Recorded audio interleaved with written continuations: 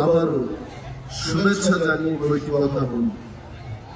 আজকের এই দিনটিতে সারা দেশে ট্রাইকালার আমাদের জাতীয় পতাকা উত্তোলন হয়ে থাকে এবং আমাদের জাতীয় সঙ্গীত গেয়ে আমরা আজকে প্রজাতন্ত্র দিবসকে পালন করি। এই প্রজাতন্ত্র দিবস আমাদের দেশের অখণ্ডতা, আমাদের যে ইন্টিগ্রিটি, ইউনিটি, তার একটা বিশেষ পরিচয়।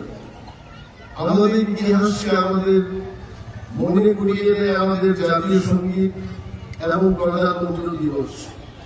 দেশকে স্বাধীন করার জন্য আমাদের অনেক যারা স্বাধীনতা সংগ্রামী তারা শহীদ হয়েছেন, সংগ্রাম করেছেন। সেই সমস্ত মহান পুরুষদের আজকের এই মহতী দিনে আমি শ্রদ্ধার সাথে তাদের প্রণাম জানাচ্ছি।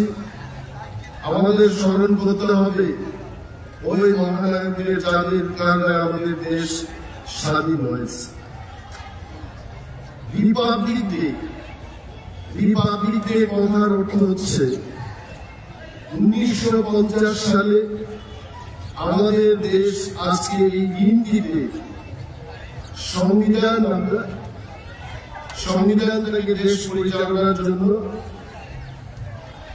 স্বীকৃতি দিয়েছি এবং এই সংবিধানের মাধ্যমে আমাদের জীবন যাপন, আমাদের মৌলিক অধিকার, দেশের মধ্যে সকল মানুষের সমান অধিকার থাকবে, সমান সুযোগ থাকবে, প্রতিটি শ্রেণীর মানুষকে মর্যাদা দিয়ে অগ্রগতির দিকে আমরা নিয়ে যাব, এটাই ছিল আমাদের সংকল্প।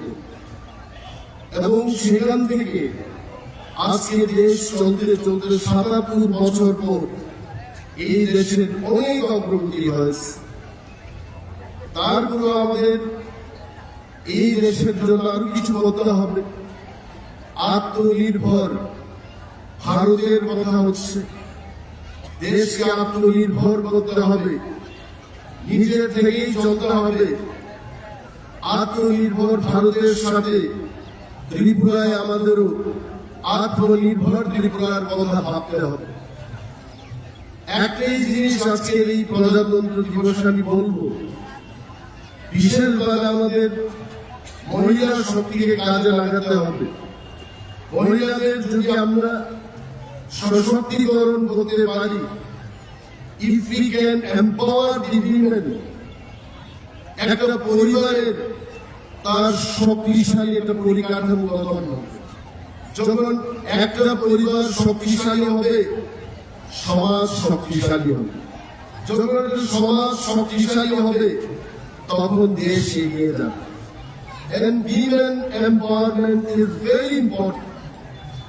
আজকে আমাদের দেশের অন্যান্য রাজ্যে আমরা শুনি লাডলি বেহেন মহিলাদের জন্য নানান স্কিমের মাধ্যমে লাখপতি দিদি, করোড়পতি দিদি, মহিলাদের থেকে এন্টারপ্রেনারশিপ, মহিলাদের অগ্রগতির দিকে এগিয়ে যাওয়ার জিনিসগুলো আমরা দেখি। আমাদের ত্রিপুরা রাজ্যেও মহিলাদের জন্য আজকে এই দিনটিতে আমাদের একটা সংকল্প নিতে হবে তাদের সশক্তিকরণের জন্য। মহিলারা যখন এগিয়ে যাবে, আমাদের রাজ্য এগিয়ে যাবে। স্বাধীনতা আমরা কিন্তু একদিনে আমরা বহু লাভ করি। স্বাধীনতা পাওয়ার জন্য অনেক বছর সংগ্রাম করতে হয়েছে।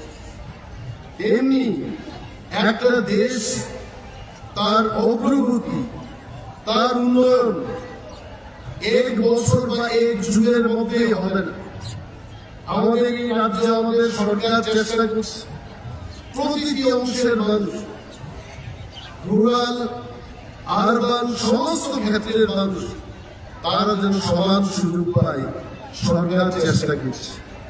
হেলথ কেয়ার, এই দিনটিতে আমি বলবো জিবি হাসপাতাল আইএলএস হাসপাতাল, এই সমস্ত সুযোগ যদি আমরা গ্রাম স্তরে নিয়ে যেতে পারি তবে আত্মনির্ভর ত্রিপুরা সেটা সফল হবে।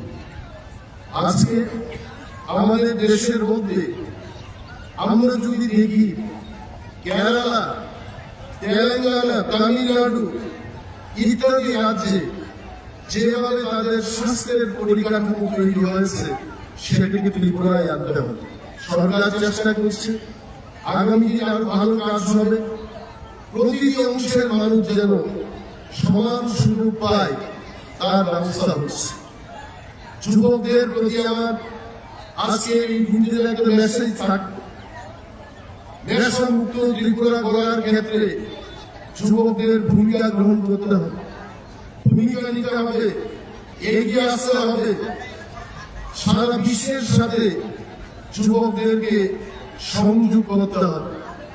আর্টিফিশিয়াল ইন্টেলিজেন্স, গতবার আমি বলেছি, আর্টিফিশিয়াল ইন্টেলিজেন্সকে নিয়ে শিক্ষা গ্রহণ করতে হবে। দি নেক্সট জেনারেশন, আগামী দিনের যে বিশ্বটা আর্টিফিশিয়াল ইন্টেলিজেন্সকে বাদ দিয়ে হবে।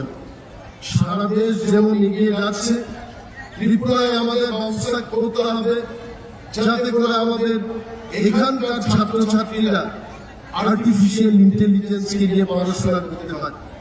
সেই বিদ্যাকে কাজে লাগিয়ে বিশ্বের বাজারে যেন আমরা কর্মসংস্থান পেতে পারি সেই দিকে আমাদের যেতে হবে। এবং আমাদের এই ত্রিপুরায় এত প্রচুর সম্পদ, বনজ সম্পদ রয়েছে। আয়ুর্বেদের ক্ষেত্রে আমরা সারা দেশকে দিশা দেখাতে পারি। সারা দেশের মধ্যে আয়ুর্বেদকে নিয়ে আমরা প্রথম স্থানে যেতে পারি, কিন্তু তার জন্য এখানকার যারা আয়ুর্বেদকে নিয়ে রিসার্চ করছে, ইন্ডাস্ট্রি নিয়ে যারা কাজ করছেন, ইন্ডাস্ট্রি এবং রিসার্চ নিয়ে যারা গবেষণা করছেন, তাদেরকে একসাথে আনতে হবে। তখনই দেখবেন আমাদের এই ত্রিপুরা রাজ্য অর্থনৈতিক দিক থেকে অনেক এগিয়ে যাবে। কিছুদিন আগে আমরা আমাদের রাজ্যের কদমতলায় আগর গাছকে নিয়ে সারা পৃথিবীর বাজারে নিয়ে যাওয়ার একটা growth centre, cluster development centre সেখানে করেছে। এবং সোনা রূপার চাইতেও এই আগর গাছের এত দাম। এই গাছটাকে কাজে লাগিয়ে, আগর চিপসটাকে কাজে লাগিয়ে, অয়েলটাকে কাজে লাগিয়ে মিডিল ইস্টের, ইউরোপের বাজারে ত্রিপুরার এই আগরটা এখন বিক্রি হবে। তাতে আমাদের এই রাজ্যের মধ্যে আগামী কয়েক বছর বাদে প্রায় ২,০০০ কোটি টাকা প্রতি বছর তার ব্যবসার সুযোগ থাকবে। এই অর্থনীতিতে আমরা আমাদের এই প্রচেষ্টাকে এগিয়ে নিয়ে যাওয়ার জন্য সবাইকে পার্টিসিপেট করতে হবে। এবং কনজারভেশন, বনজ সম্পদকে আমাদের রক্ষা করতে হবে। কিছুদিন আগে আমি সিপাহীজলায় এলাম, আমি দৃষ্টি আকর্ষণ করব আমাদের যারা ফরেস্ট ডিপার্টমেন্টের আধিকারিকরা কাজ করছেন, আমাদের আরো সতর্ক হতে হবে।